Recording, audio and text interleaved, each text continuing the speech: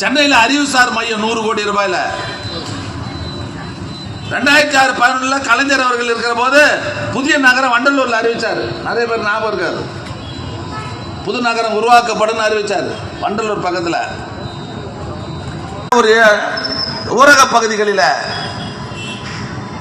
குடிசை வீடு இருக்குல்ல, அந்த குடிசை வீடுகள்லாம் அகற்றி கான்கிரீட் வீடுகள் கட்டுவதற்காக இந்த வருஷம் மட்டும் 1 லட்சம் வீடுகள் கட்டப்படும் என்று 3500 கோடி ரூபாய் நிதி ஒதுக்கீடு செய்திருக்கிற ஆட்சி திமுக ஆட்சி. ஞாபகம் வச்சு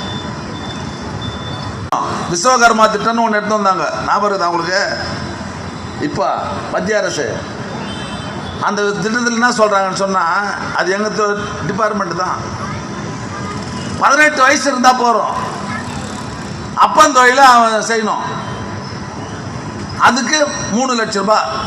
அது மானியம்லாம் கிடையாது, வட்டி மானியம் கிடையாது. 3 லட்சம் ரூபாய். அது எப்படி கொடுப்பாங்கன்னா 3 வாட்டியாக கொடுப்பாங்க. 1 லட்சம் கொடுப்பாங்க. நீ ஆரம்பிக்கணும். அதுக்கு அப்ளிகேஷன் வந்துருக்குது, ஆரம்பிக்கிறோம். ஏழைகளுக்கெல்லாம் அந்த கடன் கொடுக்க போகிறோம்.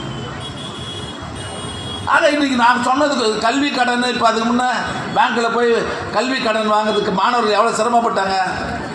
கிட்டத்தட்ட 500 கோடி ரூபாய் அறிவிச்சிருக்கிறார். கல்வி கடன் மாணவர்கள் வழங்கப்படும் தாராளமான அறிவிச்சிருக்கிறார். நீ ராஜா இங்கே பேசுகிற போது என்னை மாட்டி விட்டு போயிட்ட மாதிரி நினைக்கல. இதுக்கு நம்முடைய மாண்புமிகு துணை முதலமைச்சர் தலைமையில் இப்போ ஒரு குழு போட்டிருக்கிறோம். மக்களுக்காக நடத்தப்படுகிற ஆட்சி.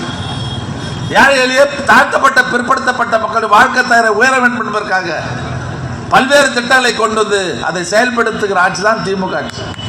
நான் கேட்குறேன், நீ ஒன்றுமே செய்யல. பெரிய பேருந்து நிலையம், பஸ் டெப்போ, குரம்பட்டியில் மிகப்பெரிய மருத்துவமனை பார்த்தீங்களா இல்லையா?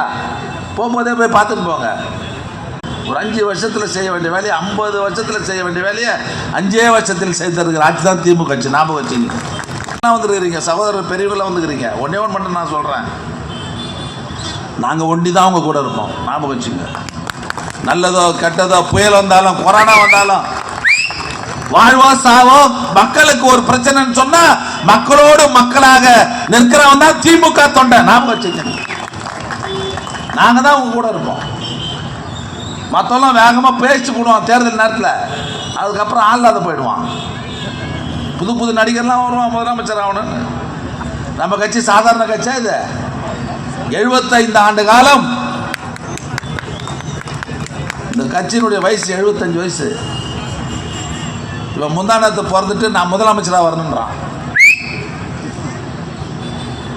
ஜனங்களாம் இழிச்சவாய் நினைச்சுட்டு இருக்கிறான். மக்கள் மத்தியில் ஈடுபடாது. ஞாபகம் வச்சு